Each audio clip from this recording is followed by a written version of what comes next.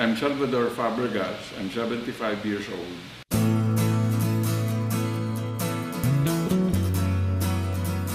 In 2013, February 18, I suffered a heart attack. I was brought to the Philippine Heart Center. They discovered that my heart was seriously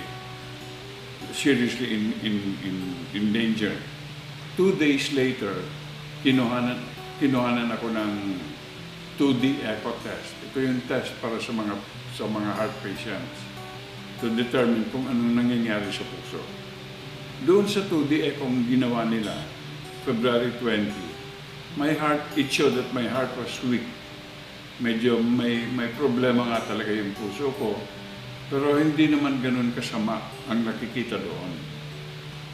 Pero nung narinig nung kaibigan ko si Mr. Alan Lim, from Malaysia, who was a friend from way back, nung narinig na nagka-heart attack ako, pinadalahan agad niya ako ng 3 kahon ng Nutri-V.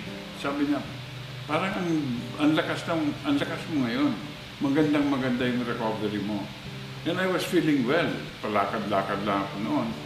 Beginning from August hanggang January, I started to feel very, very, very bad. Yung talagang masamang pakiramdam ko. Na maski yung mga doktor, nagtataka kung bakit ang ganda na nung recovery ko, bigla lang bumagsak. Nakita na yung puso ko nag-enlarge. It was that bad. And I was really suffering.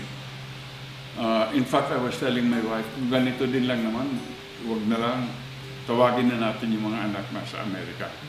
Ganun na kasama ang pakiramdam ko.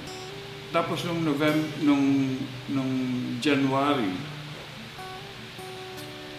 na-analyze ng misis ko na parang wala naman ibang naiba kung di yung sa Nutri-V. So, nung ininom ko yun, after only 2 months or 8 weeks, nagpa-test ulit ako. Nung nakita ng doktor kung ano yung resulta ng test, halos mahulog siya sa silla. He almost fell off the chair. Sabi niya, this is amazing. Hindi lang nangyari ito. Gulat na gulat siya, tapos ganyan siya sa akin. Yung pala, dahil nung November, my heart had grown to be 5.9. So nagulat siya na ngayon, bumaba na sa 4.7. So Alan was kind enough to send 5 boxes right away.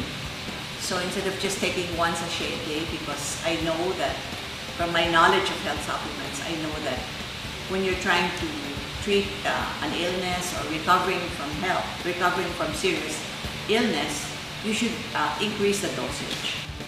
Kaibigan, pare, mga hindi ko kilala dyan, napakagandang pag-asa dito sa Nutri-Village. I thank Long Reach for bringing this. I thank Alan again. Alan, thank you very much.